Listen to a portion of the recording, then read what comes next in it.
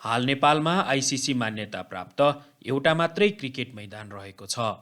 त्यो हो कृतिपुर स्थित त्रिभुवन विश्वविद्यालयको स्वामित्वमा रहेको TU international cricket ground. Nepal सरकारले करिब 20 वर्ष अघि 2060 सालमा मुलपानीमा अन्तर्राष्ट्रिय स्तरको क्रिकेट स्टेडियम बनाउन थालेको थियो। आज यही विषयलाई समेटेका छौँ।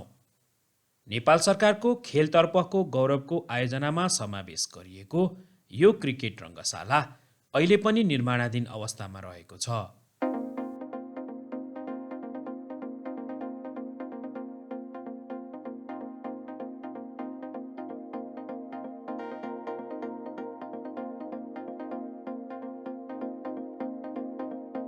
विभिन्न समयमा नेपाली क्रिकेटले सफलताहरू प्राप्त गर्दा क्रिकेटका लागि सेवा सुविधादेखि संरचनाहरू बनाउने, नेपाललाई न्युट्रल क्रिकेटिङ भेन्यूको रूपमा अघि बढाउने, यसलाई अर्थतन्त्रसँग जोड्ने सरकारले तुरुन्तै ठोस कदम चालेर फड्को मार्ने बाचा गरिन्छ।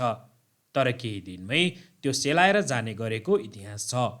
तपाईहरूलाई जानकारी गराइराखौँ, यो निर्माणाधीन क्रिकेट स्टेडियम 13,000 क्षमताको बनाउने भनिएको छ। 20 वर्ष अघि यसको योजना बन्दा 13,000 क्षमता राम्रै थियो, तर निर्माणाधीन अवस्थामै रहँदा अब यो स्टेडियम सानो हुने पक्की भइसकेको छ।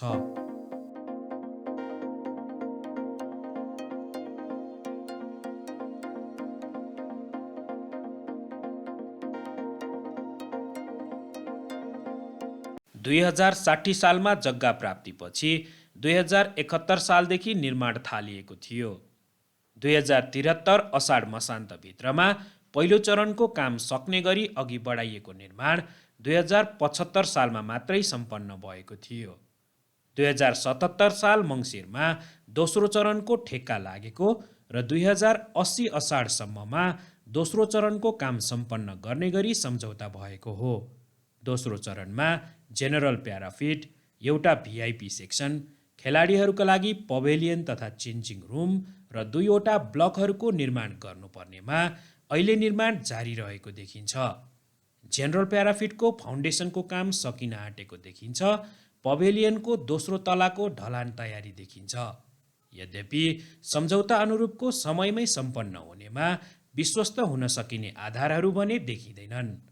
नेपाल सरकार खेलकुद मन्त्रालयले राष्ट्रिय खेलकुद परिषद मार्फत यो आयोजना अघि बढाएको थियो।